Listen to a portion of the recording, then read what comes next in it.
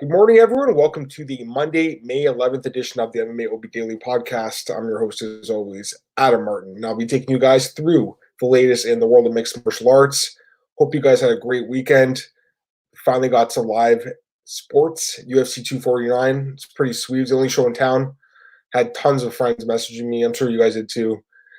Who to bet on tonight or, what's a good fight to watch. So it was pretty cool, having the whole sports world watching UFC 249.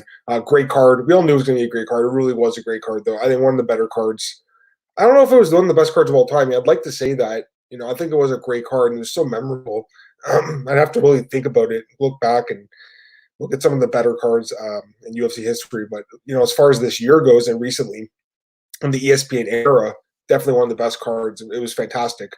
It was a pretty cool week for me personally. So on Friday, someone at BJ Penn sent me a screen cap of the Joe Rogan Experience, and I was on. He had one of my articles with BJ Penn on there, which I thought was super cool. I mean, come on, I didn't expect that, right? So all of a sudden, he's reading my headline on the Joe Rogan Experience with Brendan Schaub, and I was like, holy smokes, that's pretty sweet.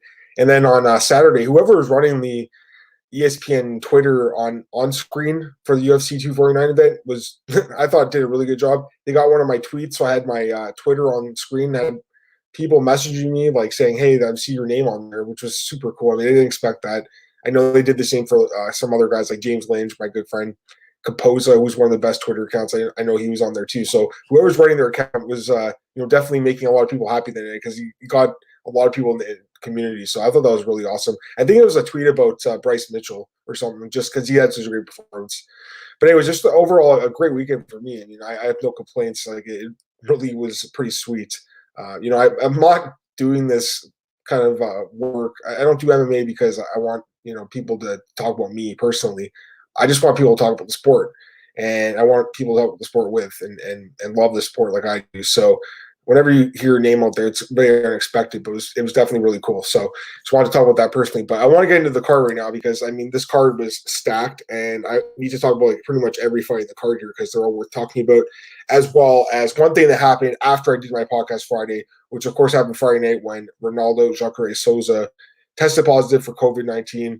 But I'll talk about that after the card because I really want to get into the card and talk about the fights themselves. So let's start with the main event and work our way down. Main event of the evening, Justin Gaethje defeats Tony Ferguson via fifth round TKO, 3:39 of round 5.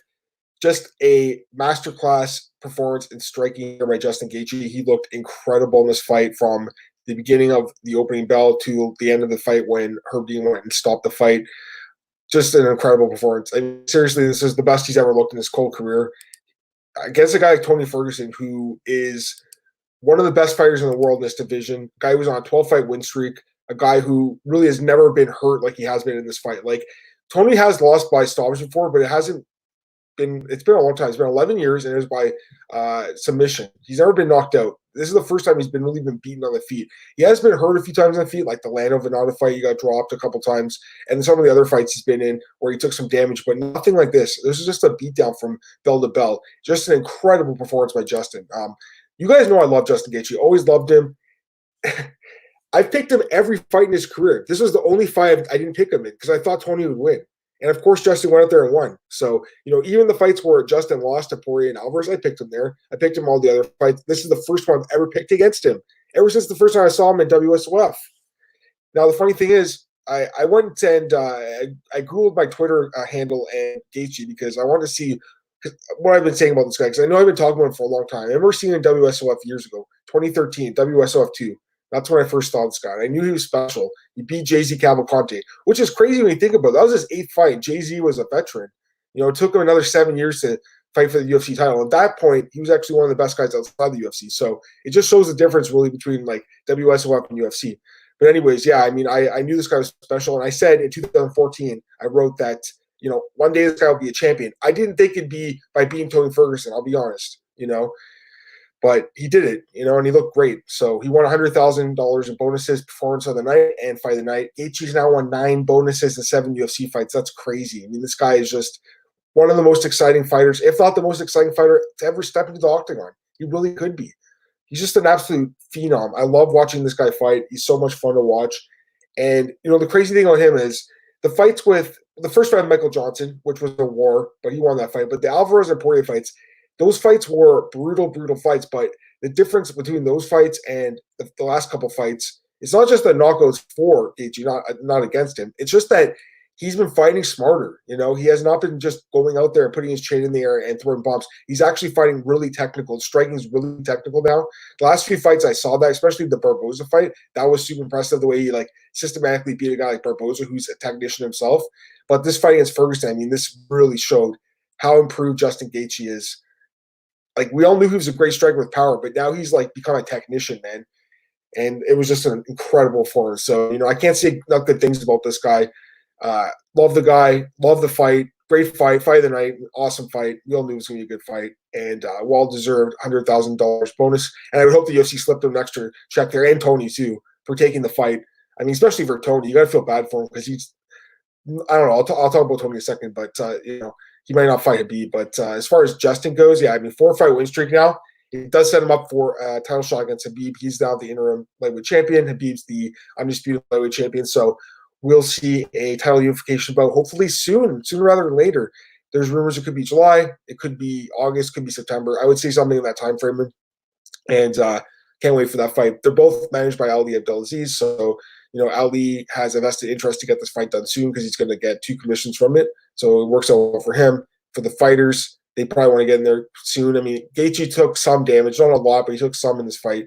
Probably needs a little bit of time off, but Khabib, as soon as Ramadan's done, he's going to be in there and ready to go. So can't wait for that fight. I mean, I wasn't expecting this fight to happen, but it's honestly a very interesting fight. We have talked about this fight on the podcast before, just the style matchup between Justin Gaethje and Khabib. You basically have a striker versus grappler, but Justin has a wrestling background. I've talked about this for years with him. He doesn't use it, but he has a wrestling background. So this might be the fight where he actually has to use it. I'm sure he's going to have to stop a lot of takedowns to win this fight, but if he can stop Khabib's takedowns and keep the fight on the feet, he will beat Khabib Nurmagomedov on the feet. I know Khabib is kind of unorthodox and tricky. He knocked down Conor. I know that, but technique-wise, there's no one better than Gaethje right now in this division. So, if the fight stays standing, it actually favors Gaethje. But of course, if it goes to the ground, it favors Khabib.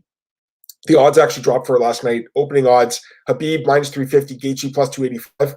Opening odds: I would take Gaethje at plus 285. I would, because I think that he can win that fight by basically sprawling and brawling. I don't know if it's going to work out that way, but at those odds, I would take a shot. I know the odds are kind of going down now, so Khabib is going to be not as big of a favorite. He'll still be favored in this fight, but probably not as big as 350. And I think that was a little bit long as an opener, but yeah, I mean, I can't wait for that fight. Hopefully sooner rather than later, but I mean, impressive performance by Justin. Now, we got to talk about Tony quickly.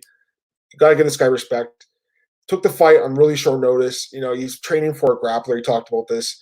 He was training for a grappler in Khabib. He wasn't training for a striker, so the training camp changed. He also had that weight cut a few weeks ago. He didn't look good in this fight. I mean, I don't want to take anything away from Justin because I think it was the best performance of his career. But Tony did not look like the normal Tony Ferguson. Dana White thinks that's something to do with the weight cut, possibly. He just looked tired to me. He didn't look like the same guy that we've seen the last couple of fights against Cerrone Pettis, where he was turning it up as the fight went on. It's almost like the opposite happened to Ferguson here, where he was kind of getting worse as the fight went on, which for him is actually rare. He's a guy that gets stronger as the fight.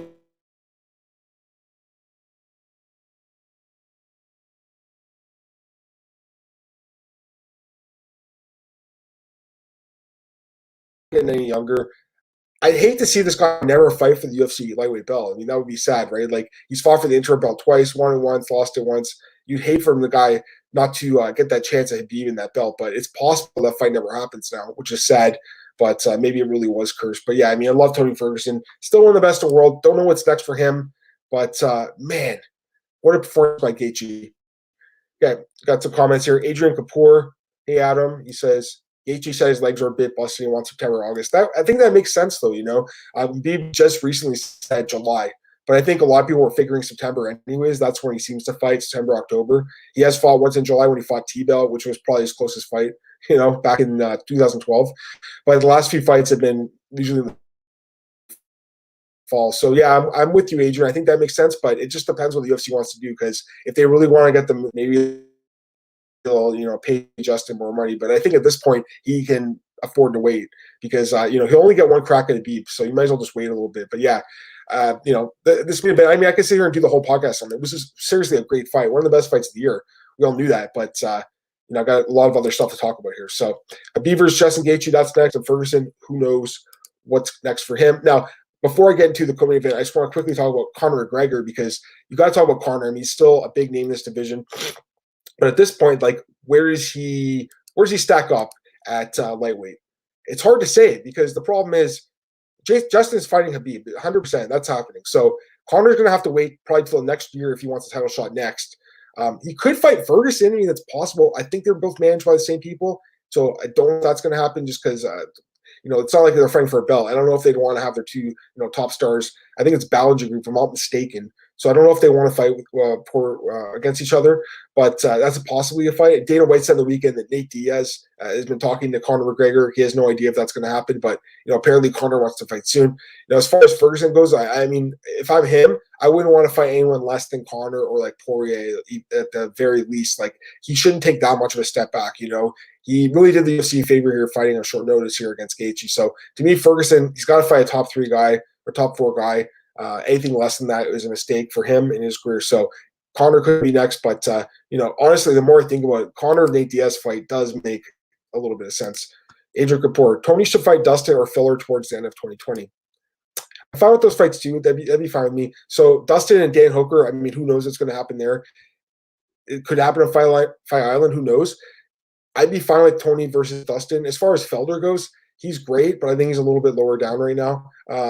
I'd rather see Felder fight Charles Oliveira in a rematch, just because, they're kind of going both opposite directions in some ways. And Felder's still a top guy, but he did lose his last fight.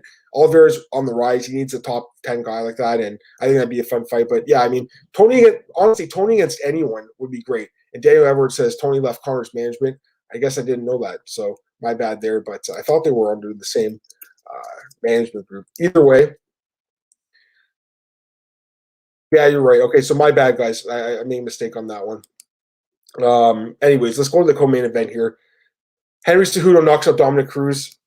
Jeez, what a fight that was. Great knockout here by Cejudo. I'm fine with the stoppage, by the way. I mean, there was a brutal knee. Some people were saying that the fight should have went on until the bell, because it got stopped at 4:58 of round 2.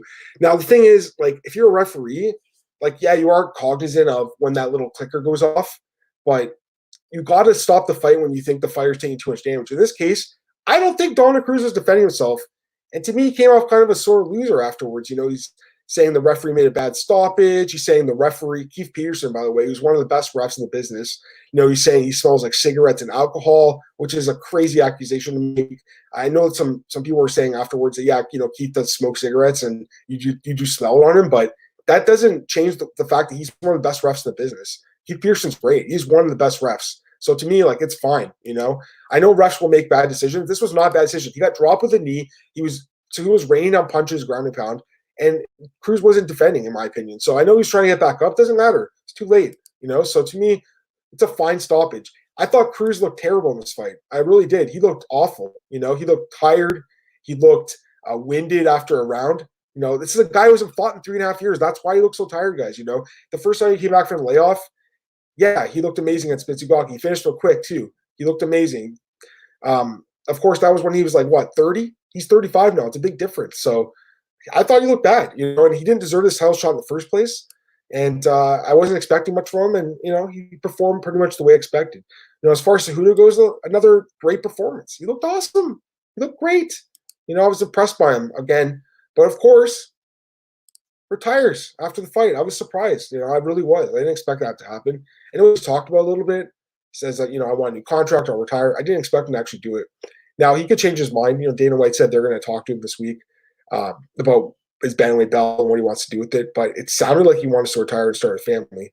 Now, the truth is, I hope he thinks about it, because he says he wants to have, kids with his girlfriend. That's great. But I think they've only been dating for like a few months or something, because she just started popping on his Instagram. If that's the case, love Cejudo, but, you got to think about what you want to do, because he gives up his belt for a girl that you just started dating, and then, something happens between them. He's going to regret it, right? So hopefully he talks to his management and everything. But, best of luck to Cejudo either way. I mean, if he retires, he'll retire after one of the best 5-fight win streaks ever in the lightweight divisions. Like, look at his win streak. Dominick Cruz, Marlon Moraes, TJ Dillashaw, Demetrius Johnson, and then you had Sergio Pettis and Wilson Hayes. So that's an impressive win streak. Guy's fantastic. knocking out everyone. He's incredible. You know, it's sad. I want to see him fight Peter Yan next. Doesn't look like it's going to happen. So if he does give up his belt, which it does seem like it's going to happen, then he wants the UFC to do a 4-man bantamweight tournament with Aljamain Sterling, Peter Yan, Corey Sandhagen, and Marlon Moraes or Jose Aldo. Sounds great to me. Makes a lot of sense. You know, it's not like he's the first guy who suggested this. Makes a lot of sense, though. All right. Couple of questions. Daniel Edwards. I like the idea of Nate Diaz versus Tony Ferguson. That's a fun fight. I'd love to watch that fight. That makes a lot of sense to you. But I feel like Conor's going to fight Nate, man. You know, just because they need to fight each other basically at this point, and I think they can make a lot of money right now. There's no other sports on. Conor and Nate Diaz in a pay-per-view on Fight Island or whatever. That sounds good to me. I know you said Tony Felder because both guys coming off losses. I don't know. Dom was getting up at the shaming Keith like that was uncalled. Just a bad look compared to how he handled the Cody loss. Yeah, it was sad to watch. Listen, I understand the frustration. Obviously, I mean, he hasn't fought in forever. I mean, it wasn't the best stoppage ever. I'm not saying it was the great stoppage, but I think it was a fine stoppage, honestly. Like, yeah, he was kind of getting up, but he was also getting punched in the head a lot too. I don't know, man. You got to do more than that to me. So I don't hate the stoppage. I know some people like it, but I don't hate it. There's worse stoppages. Magomed Ankalaev versus Jan Kutalava. That's a bad stoppage. Imagine Cejudo's girl dumps him when he comes back. Oh, man. I mean, who knows what's going to happen there? I don't think she should dump him. I mean, the guy's, you know, rich and famous, but who knows, right? Hopefully everything goes well for Cejudo. I really like the guy, man. I mean, he's really grown on me. I didn't expect that much from him when he came to MMA. I knew he had the great wrestling, he had some boxing, but, you know, the couple losses there, and I was like, don't see too much from him. The guy's really turned into one of the greatest ever, you know, in the lighter weight classes. That's the thing about Cejudo. It's like, he's not the greatest at 125 because that's Mighty Most, obviously. But at 135, is he? I don't know. It's hard to say. Like, Cruz probably was, right? Dillashaw was until he tested positive. Then no one even talks about him now. Then Cruz was. But now that Cejudo beat Cruz, does he take Cruz's spot, or is it not enough? Like, is it because he's only did 2 fights, is it not enough? Hard to say. But he's definitely in the conversation. He's top 5 in both weight divisions. That's pretty amazing. Probably top 3 in both weight classes. I mean, the guy's, you know, you could argue he's had a better like bantamweight career than than Uriah Faber has in the UFC, and Cruz in the UFC alone, not WEC, but just UFC. That's pretty damn impressive. Anyways, yeah, so I'm excited for that bantamweight tour if that happens. But if Cejudo comes back and fights again, no problem to me. Agent Kapoor, Cejudo is an all-time great no matter what. He is, man. He's one of the best ever, dude. You know, geez, I've been impressed with him. This run he's been on. Like, you look at those quality wins. That's Demetrius Johnson. He beat him. That's amazing, you know. TJ Dillashaw knocked him out. Cruz. He's knocking guys out. He's impressive, man. Again, I was surprised when he retired. You know, I know he's talked about it, but I was surprised. Dana White says he wasn't surprised. I can't tell because I know when Cejudo said to him in the octagon, like, you know, I'm going to retire, and turns around to Dana, you could just see Dana's face. Like, I think it's something he's talking about. I don't think he expected him to actually go ahead with it. But again, he's allowed to change his mind, guys. You know, a lot of guys say stuff in the heat of the moment. How many times have you seen a guy retire after a fight? You know, it happens all the time. In Cejudo's case, yeah, you know, at the top of this game retiring, it's surprising, but you know, it's happened before, so who knows? We'll see what happens the next few weeks. But either way, Peter Yan better fight for that belt next, man. He deserves it. All right. Whew, what a great card. All right. It doesn't stop here. I mean, geez, like another main event quality fight here. Francis Ngannou knocks out Jairzinho Rozenstruik first round 20 seconds. Holy smokes. Holy smokes. What a knockout. That was sick. I mean, I know you guys are all saying the same thing, man. That was crazy. Wow. Francis he's a special guy, man. We all knew that. I mean, the guy's got special KO power. He touches you with his finger, he knocks you out. So he's incredible. 15-3 non-square. In UFC, he is 10-2. So impressive as hell. 10-2 with all 10 wins by stoppage. That is impressive. 9 knockouts, 1 submission. Guy's a beast, man. Last 4 fights, all wins, all first-round wins. Jairzinho Rozenstruik, Gio dos Santos, Cain Velasquez, Curtis Blades. That's one of the best 4-fight win streaks ever in the heavyweight division. That's incredible. So this guy's amazing. He is fantastic. He has to fight for the belt next. Now, there's obviously a problem here. So Stipe Miocic is the champ.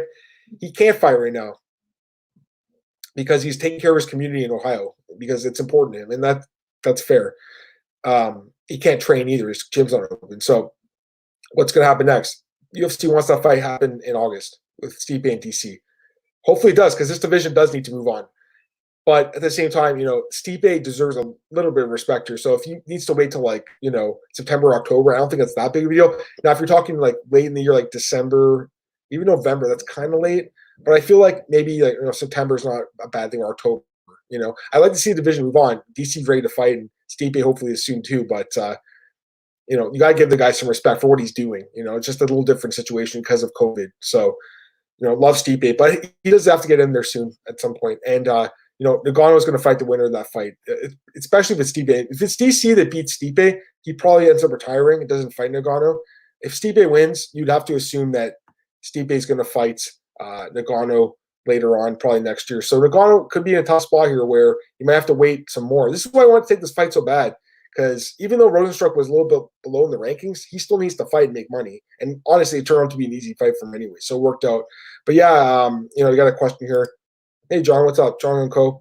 Ngannou Lewis too. Well, you could, because Lewis is still available, if I'm not mistaken, right now, and so is Ngannou. You could do that rematch. I know people hated the first fight. It was a bad fight. It was terrible. I think the rematch would be better. I can't see it being boring. I know both guys. Well, I don't know about Ngannou, but I know Lewis wants the rematch. I wouldn't mind watching the rematch. I don't know if it's going to happen next. I think Francis gets that title shot. I think he just waits for it at this point. He doesn't need to prove anything else. Like, look at that win streak. It's amazing. He should be fighting for the belt now. But again, Stipe, DC, UFC really wants that to happen. Daniel Edwards, Phil Francis can be a big star. His fights are so digestible for casual fans. Absolutely, man. I watched with my girlfriend. She was like, holy smokes. She loves Francis just because, dude, look at the guy. He looks like a Greek god, man. He is a beast. And then he comes out there and knocks guys out like bang in 20 seconds. And a guy like Jairzinho never lost before. When he finishes him in 20 seconds, guy's impressive, man. I agree with you, dude. He could be a huge star, and UFC's got to market him a little better. But he's amazing. I missed this one. Adrian Kapoor, no tournament for me. Just let Aljo and Peter fight for the undisputed belt. I'm fine with that too. But again, if they want to throw Corey and Marlon or Jose in there, it's fine with me too. Adrian Kapoor, DC gets his karma for making Stipe wait. Now Ngannou deserves to pass him to get his own shot whenever Stipe comes back. Yeah, I mean, we'll see what happens there. UFC really wants this fight to happen, guys. But honestly, at this point, I'd almost rather see Ngannou Stipe 2 than DC and Stipe 3. That's a great fight. Don't get me wrong. Those two fights were amazing. I know the first Stipe fight with Miocic, and Francis was not a great fight. It was just basically Stipe taking him down. But I think the rematch could be different. Stipe's great, but Francis has improved a lot. His takedown defense is better, striking's even better probably now. So that rematch is going to go a lot differently. John, logical way to no need to fight until title. 100%, I'm with you, man. Like, look what happened to Tony just now. He had to fight. He had no choice really, but look what happens when you take an extra fight, right? You end up losing, and then you lose your spot in the rankings. So I think Francis waits, but we'll see what happens. As far as Jairzinho goes, it is what it is. He ended up losing the fight, got knocked out, but he's still a top 10 guy in the division, and he'll get someone pretty big name, I think, in his next fight. But I think after that Overeem fight where he was losing the whole fight, got kind of a lucky knockout the last few seconds, you kind of had to fade him a little bit here. But again, with that KO power at heavyweight, who knows? DC should fight the Francis Stipe 2 winner. I mean, I'm fine with that too. I don't think it's DC. The problem is DC wants to fight now, right? So he doesn't want to fight for that much longer either. Like, I think John, he wants to retire before the end of this year. And I don't think that works with Stipe, with DC's plans. But it just really depends on Stipe right now. It's not even DC and Francis. I think Francis could fight next week. I don't think he's doing any damage, and I think he's ready to go. It's Stipe really they're waiting on at this point. But again, I have sympathy for what he's going through now. Yair versus JDS next. Sounds good to me, man. It sounds fun to me. JDS, I'm pretty sure he'll fight again soon. It looked like he was cutting down 205 a couple weeks ago. Then he said it's only for if he fights John Jones, so he's not actually gonna make that 205 cut. But Yair versus JDS sounds good to me. I would watch that fight. It sounds like a fun fight. Even Yair, Jairzinho, I should say, not Yair Rodriguez. Jairzinho Rozenstruik. I wouldn't mind him fighting Derek Lewis. I think that'd be a fun fight. I think they could, talk a lot of smack. I think it'd be a fun one. Both like kind of comically looking round guys with massive KO power. I'd love to watch that fight. And Adrian Kapoor, forget what DC wants. Yeah, forget what DC wants. Yeah, Jairzinho versus Cyril Gane on Fire Island. I think I just saw that Gane got rebooked. Did he get rebooked against Shamil? I think they rebooked that fight. Could be wrong. Let me see here. Cyril. I swear I saw something like that about Cyril. I love that guy, by the way. He's another guy that could be a champ. Cyril Gane. Yeah, he's fighting Shamil at UFC 251. I mean, maybe if he wins that fight, who knows? All right. I'm going to get to the next fight now because John's already asking about Kattar. So I mean, you talk about some of the most impressive performances on this card. It sucks that, well, Ngannou got a bonus. He deserved it. No doubt about it. Justin got 2. It's fine. But Kattar should have got a bonus because this was an amazing KO over Jeremy Stephens. Jeremy Stephens is such a hard guy to finish. He's only been knocked out 3 times in his career. This is the third knockout of his UFC run. He got knocked out at East Edwards in 2012 and Aldo in 2018. This is a hard guy to finish, and Kattar knocked him out in absolutely devastating fashion. This guy's amazing. 21-4 now. In the UFC, he's 5-2. So doesn't have a lot of fights, but every time I watch this guy fight, man, he's impressive. And he's got a lot of knockout power. He's just a really impressive fighter. And he's 32 now, so he's in the prime of his career, man. He's got to get a big fight next. I absolutely love Calvin Kattar. He was probably one of my most confident picks. Love this guy. So we got a question here from John. What about Kattar? How about Kattar versus Yair Rodriguez? Sounds great to me. I'd love to see that fight. That makes a lot of sense. At this point, he deserves someone in the top 10 for sure. Jeremy Stephens was ranked number 7, but I'd like to see him fight a younger guy like Yair Rodriguez or Chan Sung Jung. Right now Kattar's 9th, Stephens 7th, so he'll move up and take his spot. Frankie's not even in this division anymore, so really Kattar could be 6th right now. So the guys you're looking at are Yair, Chan Sung Jung, Brian Ortega, even Zabit, because they're going to do Volkanovski Holloway too. So you could see rematch with Zabit, not now because Zabit just beat him, but down the road for sure, especially 5 rounds. But I would say probably it's going to be Chan Sung Jung or Yair Rodriguez, maybe Josh Emmett. He's also there as well. I'm assuming they're going to do Ortega and Magomed Sharapov. That makes sense. And then they'll do Holloway, Volkanovski. So, yeah, I mean, Kattar against either Emmett, Rodriguez, or Jung, those are all really good fights. I'd love to see those fights. You can mix and match any of these guys in the top 10. They're all really good fights. The division's really good. So, I love Calvin Kattar, man. He's awesome. He is really taking this division by storm. Lewis and Jairzinho is fun too. Nice to MMA fighters get more chances than boxers. They do. Kattar, Yair, sure, Max and beat. That's not going to happen. Dana just said on the weekend that it's going to be Volkanovski and Max. I'm not a fan of the rematch, man, but that's what they're going to do. So if you want to change it up, Adrian, and put those two together and figure out the rest of the guys, that sounds good to me. I'll put the tweet back up. But for now, it's going to be Volkanovski and Holloway, according to Dana White. He just said it 2 days ago on Saturday night, so that's going to happen next.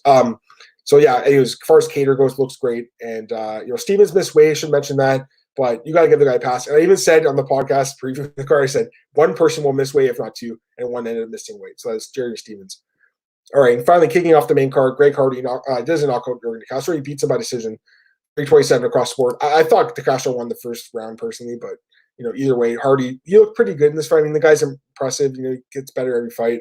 He's really big. You saw the size difference in there. As soon as I saw them in there together, I was like, oh man, why did I pick De Castro? That was a bad pick. It is what it is. Greg Hardy looked really good. All right, Adrian, Max Holloway doesn't deserve the rematch. Got outclassed. Give it to Zombie. Dude, I was at that fight in Vegas, and you're right, he got outclassed. John Coe, featherweight's probably most stacked.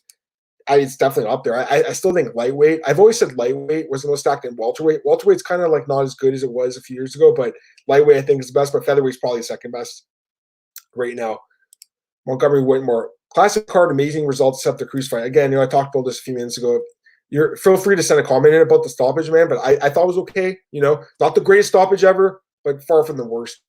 But yeah, it was a freaking fantastic card. Like this is the card you'll look back on years later, and it's like a historical event too because it was like the first sport back, no fans in the arena. It was cool. By the way, we didn't talk about that yet, guys. What about no fans in the arena? If you guys want, throw some comments in there. I thought it was pretty cool. I mean, it's different. You can't hear them, freaking out and stuff, but you can hear like the kicks and punches a little better too. So it's kind of like some give and take. It wasn't that bad, Obviously, it sucks for the UFC. They don't make any extra gate money, but as a fan watching on TV, it wasn't that bad. Pavlo, outclassed all Volk did was throw some kicks. He did. I mean, he just outstruck Holloway. I mean, who's did that really, except for I guess Poirier, but at 155. 145, no one's outstruck Holloway. So that's why it was so impressive. Montgomery Whitmore, no fans is way better. Yeah, I mean it's pretty cool. Hardy is good and worth the hype. He's pretty good. I mean, honestly, people don't like him because of his past, and it's understandable. But he is pretty damn good. Pavlov, the stop was horrible. 2 seconds from finishing the round. Bro, if you're a ref in there, here's the thing, Pavlo. You're not supposed to look at the clock. You just have to look at the fighter. So Keith Peterson's he's not looking at the clock and saying, okay, there's 2 seconds left. Is he okay?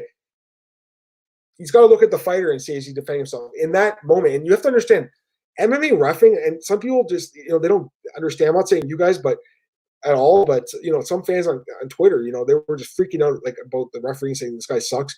It is one of the hardest jobs in sports. Being an MMA ref is tough. You have to make split decisions.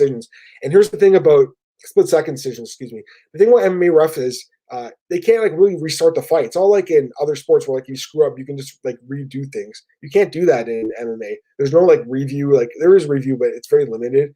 If there's a mistake in like in hockey or something, you can review it. The coach's challenge or whatever. That doesn't happen here. It's not like the coach can throw in a challenge and say like, we want to look at that kind of stoppage. It doesn't happen like that. It's unfortunate, but it doesn't. So I didn't hate the stoppage. I know you guys didn't like it. Fair enough, but I didn't hate it, honestly. Again, I didn't love it, but I didn't hate it either. Daniel Edwards was happy the fighters got to take their time and fight properly without getting booed. Yeah, that was pretty good, right? Like you didn't hear any boos, but at the same time, like the flip side of that is like when Jairzinho got knocked out, like I was like expecting the crowd to go crazy, and then of course they're not there, right? So some give and take, but it's pretty cool. The ref knows when is 10 seconds to end the round, then give the sign. Okay, he does. Everyone knows. Everyone hears that clicker, but you should really go like listen to John McCarthy talk about it, Pavlo. He even says John McCarthy is the best referee ever. In my opinion. We'll listen to him talk about it. He says, they're cognizant of the timer, but that's not supposed to play a factor. It's just whenever they think the fight's supposed to stop. We've seen fights stopped with 1 second left, so 2 seconds, we've seen with 1 second left. Montgomery thinks Cruz got screwed. Well, here's the thing. Even if you think that was a bad stoppage, he lost the first 2 rounds, didn't he? And he looked gassed. So I don't think he's going to win this fight, guys, Again, yeah, maybe you could have went to another round, but again, the referee stopped it. Cruz is not getting a title shot anytime soon, though. He can go and complain about this as much as he wants, but he's not getting a title shot soon. All right, let's go to the prelims here because prelims are stacked. Anthony Pettis defeats Donald Cerrone, unanimous decision, 29-28 across the board. Close fight, could win either way.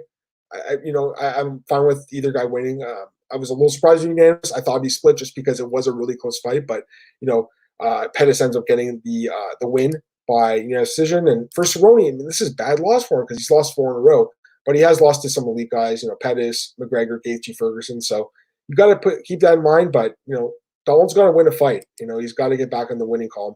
The thing about Donald is he could probably lose like 5 or 6 or 7 fights and still stay on the UFC roster. They'll never cut the guy, so he's good to go. Same with Jeremy Stephens. He hasn't won in like 4 or 5 fights, so he won't get cut. Dana White loves these guys, so they're not getting cut. As far as Pettis goes, super inconsistent. He has a great performance, has a bad one. Hard to say with this guy these days, but he definitely looked good in this fight. So good for him getting a big win in a rematch. Next up, Alexei Oleinik defeats Fabricio Verdum, split decision, 29-28, 28-29, 29-28. One of the biggest upsets in the card. There's only 2, Gaethje and Oleinik, and Oleinik, he actually looked really good those first couple rounds. He got tired, he lost the last round, but first 2 rounds, Oleinik looked good. He looked fast, he looked lighter at heavyweight. I was impressed by his performance. His striking looked improved. He was aggressive in this fight. His chin held up, his cardio held up. He looked good in this fight. Verdum looked bad. Again, 2-year layoff. He didn't look to be in shape for this fight. His cardio ran out. I know he won the last round, but overall he looked tired the whole fight, sluggish. He didn't throw any like really powerful combinations. He got some ground positions, but it didn't matter against Oleinik. So bad performance by Verdum, and Oleinik picks up the win as a big underdog. Adrian Gapur, Donald to Bellator, knows delay for Hardy, Pettis versus Hardy. That's not going to happen again. Donald's never leaving the UFC, man. Never. I doubt. I'd be shocked if he ever fought anywhere else besides the UFC. Pavlov, don't remember any combinations who Dom was doing better in the second round. You're right. He was actually doing better. Then there was like it was the eye poke, if I'm not mistaken, or a groin shot. I can't remember what it was. Then the fight restarted and he knocked him out. But you're right. There was some nice work done from Dom in that round. But I'm telling you, man, he wasn't looking as good as you're saying. Like, he looked gassed. Again, he hasn't fought in forever. So, I know that you guys hate the stoppage. Fair enough. I totally understand that. But, that's Keith Peterson's decision. And again, I think he's one of the best refs. So I'll let him, have this call in this one. Again, it's not the worst we've seen. We just saw Kujalab at Ankalev. That was a lot worse. Kenshiro Rodojo, what's going on, man? Oleinik and Verdum had to Bellator. That slapping fight. That fight was bad, but Oleinik's not going to get cut. Verdum might get cut, though. I can see him being cut. The only thing, and Kapoor says accidental headbutt. That's what it was. Sorry, guys. That's exactly what it was. Forgot. Verdum could go to Bellator. I could see UFC cutting him, but here's the thing with Verdum. He does like the Spanish language commentary, so there's another vested interest for him with the UFC and Zuffa. I don't think he'll be cut yet, but he looked bad in this fight. He's lost 2 straight fights. If Verdum's cut, I wouldn't be surprised. And actually, Bellator would be a great spot for him. Maybe we'll finally see the Verdum and Fedor rematch. I would watch that fight. I would still like to see that fight. Pavlo, Donald will try to beat some records. Like most fights, fights are wins. That stuff. Probably stay in the UFC. He'll stay. And you're right. I think he already has those records, if I'm not mistaken. But he'll continue to build on them. He's not going to win though. I mean, right now he's losing his fight. He's not getting finishes or wins. So, we'll see what happens with Donald. But I expect him to fight a top 10 guy again.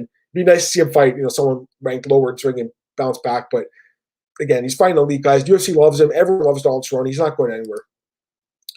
Next up, Carlos Esparza defeats Michelle Waterson. Split decision, weird scorecards.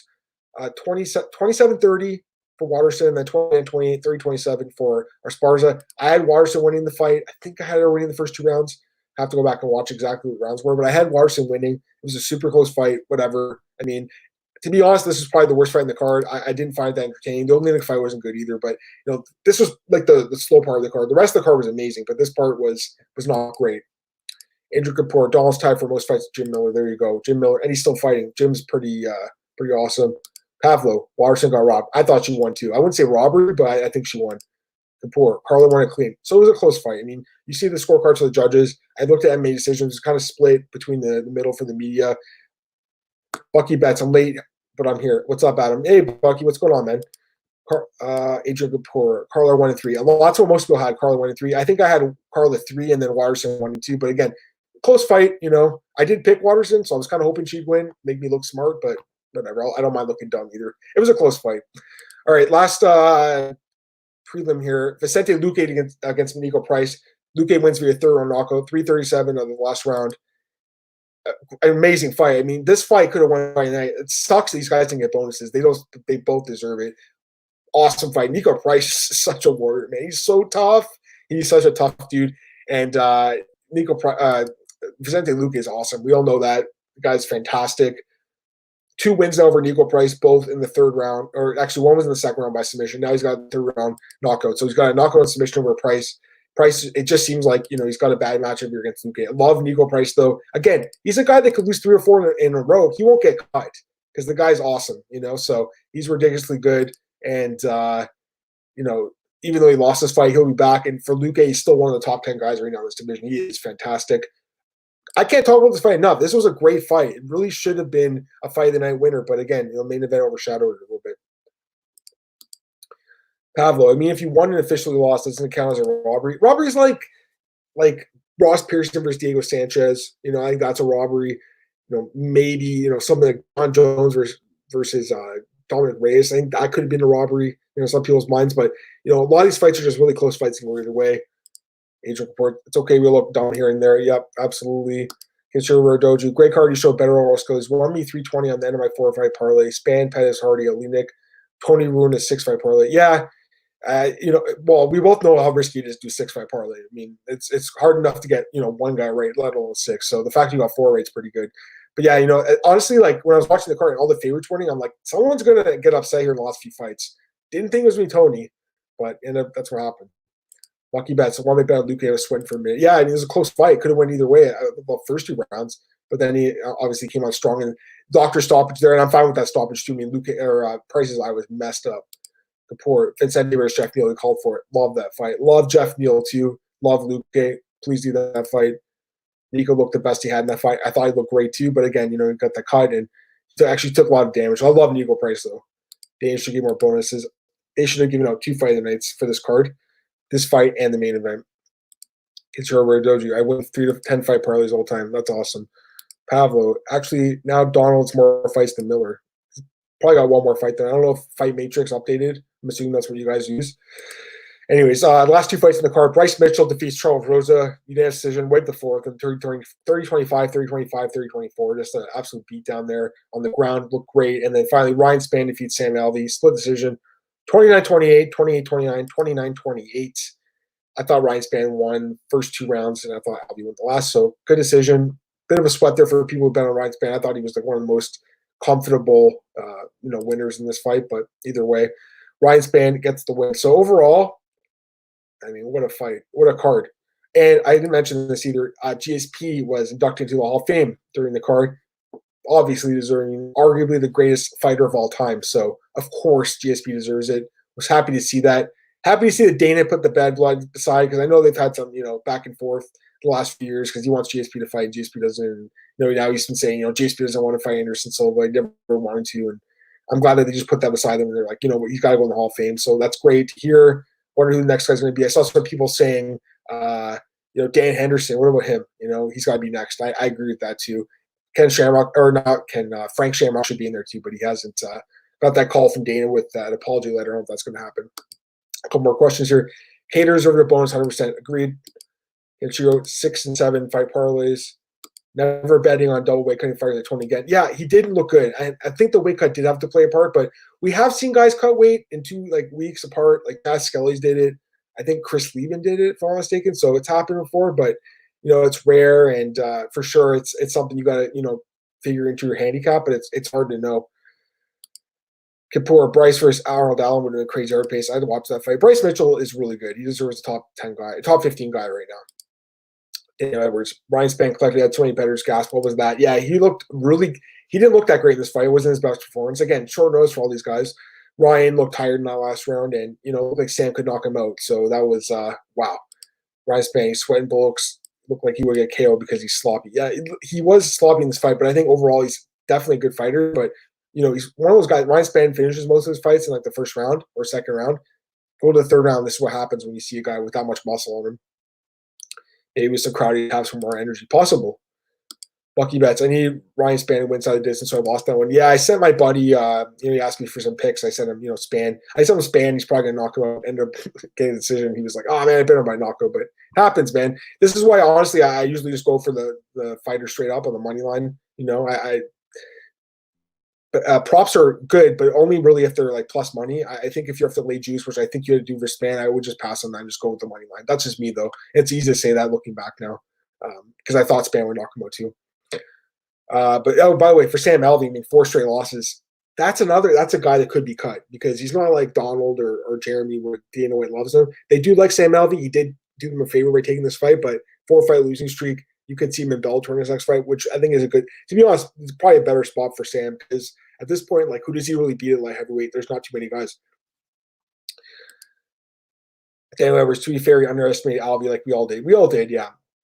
And especially at 205, Sam hasn't looked the same as he did, back in the day in his early 185-pound career. He's getting up there in age, he's getting finished a lot now. It happens.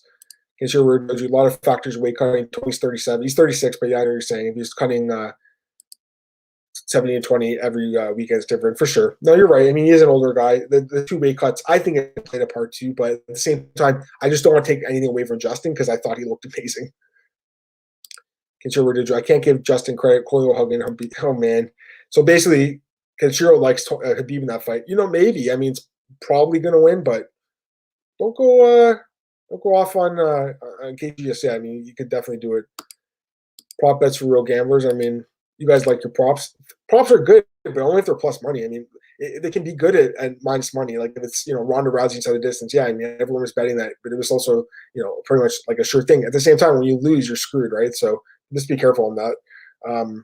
Props are great, but I just think sticking to the fighter winning is probably the best thing to do. Anyways, I think that's going to be it for UFC 249. I don't see anything else. Just checking my itinerary here. Okay, so I got to talk about Jacare testing positive because I have not talked about this yet. This happening on Friday night, and he tested positive. 2 cornermen tested positive. Now the question is, should the event still go on? Honestly, guys, I'm not gonna lie. I was up all night Friday. I'm thinking this card's gonna get canceled by the time I wake up in the morning. I'm glad it didn't because the turn would be great. But I was concerned for sure. And I think a lot of us were. A lot of us in that same spot. I'm glad the event went on. I hope Jacare feels better. The fact that he traveled, scary. He didn't go on a plane. He drove from Orlando to Jacksonville. Still, he was with those other 2 guys. They all got sick. I think Jacare's wife was sick or someone else in his family. So he obviously caught it from them, which is sad. Dana White says he's going to pay Jacare and Uriah Hall for the canceled fight. So, hopefully they do get at least their show money. They both weighed in. And hopefully their win money as well. But, that picture of Jacare, going like this with the mask on, that's going to be the symbol of the UFC in the coronavirus era, Thankfully, no one else, it seems like, got sick. But, Dana White said himself, 1,100 test they're going to do in the next week. Someone was bound to test positive. It just sucks. It was one of the fighters in the card. That fight was going to be awesome. So it really does suck, but it is what it is. Sam Alvey's in the UFC from 2014. Yeah, 4 losses in a row against non-rank. It's tough. He's definitely a fun fighter to watch. He's a great guy too, but you got to win your fight. So he might get another shot because it was a short notice fight on a weird card. But if he gets cut, it wouldn't surprise anyone. Kenshiro just said, so he's talking about grappling here. Kenshiro, my money will going to be big time even when they do the fight. I got to think about that fight more, man, because Gaethje has really good wrestling. We haven't really seen it yet, so we'll see what happens there. And Bucky says he usually sticks straight bets. Me too, Bucky. I think that's the best way to go. Kenshiro Rodoju, Horror versus Conor. I filing MF belt on the line. Do it. UFC offered $3 to $5 million guaranteed. It could happen. I mean, that's a great fight. I'd like to see that fight, but I think Nate Diaz is definitely a guy that could be there now. Adrian Kapoor. Jacare knew his wife had corona and still came to Florida, shaking my head. He was so stupid and should get fined for endangering golf. He lives in Florida. He lives in Orlando. He drove to the event. But I agree with you for sure. I mean, if he knew that he was in close contact, he probably shouldn't have fought. But you have to look at it from his point of view. He needed the money. He said in an article like 2 weeks ago or whatever, the last card when it was canceled in April, he said, I'm scared of fighting, of catching this thing, but I need the money to pay down my house, my mortgage. So the guy had to fight, man. It's just sad that these guys are in this situation. That's just how the sport is. All right. Pavlo, UFC made some good money. I feel everyone for MMA community watching plus 9 million fans. Yeah, I still have like casual fans and like regular sports writers talking about it and the event with the most bets ever. Yeah, I'm pretty sure they took a big handle for that, at least the online sports books. But anyways, great card. Guys, have any last second questions? Throw them in right now before I get out of here. James, I think he's going to do a show in a few minutes, so I don't want to get out of here before he does it. But throw some comments out there quickly. I'm just looking to see if I missed anything that I want to talk about. I think I got everything though. I mean, my mouth's pretty tired now. I'm not going to lie. Basically talked for an hour straight. Let's just see here. Yeah, I mean, that's pretty much it. There's some news. Go to bjpen.com. Let's probably plug my stuff now. bjpen.com. That's my home for all my news articles. Check that out. MMAOB.com. That's the home for the bets and the podcast. So got a question for Bucky Bets. So podcast schedule this week. Today was just a pure recap of 249. Deserved it. Tomorrow, Tuesday, I'm going to do a podcast at 10 a.m. with Cole breaking down the Wednesday card. I can't do it today. We're too busy today. So I'm going to do tomorrow at 10 a.m. That's going to break down Wednesday. And then Thursday, I'll be back to break down the Saturday card. So that's how this week's going to work. And Thursday, I'll also recap tomorrow's card. So yeah, 3 podcasts this week, which is great. I want to do podcasts every day, but I think 3 is better than 2 either way. So it's awesome. So again, bjpen.com, MMAOddsbreaker.com. MMARigs.net is another website I write for. I have a few articles up there right now, so definitely check it out. I'm going to take the last questions here, and then we'll get out of here, guys. Kenshiro Rodoju. Jacare is going to lose his house. Looks like a rapper, spend money in luxury cars. A lot of these guys definitely, spend lavishly. Like, look at Mike Perry. He's a guy that says he spends every dollar he makes. So, it's not just Jacare, but I think Jacare, you'd have to think that he's a little bit better with his money than that. But for sure, the fact that he's saying that he needed the fight to make money is scary. Adrian, brother, I need money to rock in Danger Appeal 4-2. I'm not justifying it, bro. I'm one of these people that hasn't even left my house really, So what he did, I agree, was reckless, but at the same time, you can just kind of understand where he's coming from, even though I don't agree with it. I'll answer this Tuesday at 10 a.m. Thanks for the show. Stay safe. You too, buddy. Kenshiro Loeffler's UFC Wednesday, Saturday again. Predicted this months ago. Yeah, they're gonna have to catch up basically. What else? Kapoor. We have Wednesday again. Let's go. And then Bucky. Thanks. Stay safe. You guys too, man. Have a great day, guys. I'll be back tomorrow morning to break down UFC Jacksonville. And then I'll be back Thursday to break down the other UFC Jacksonville. Have a great day, guys. Talk to you later. Bye.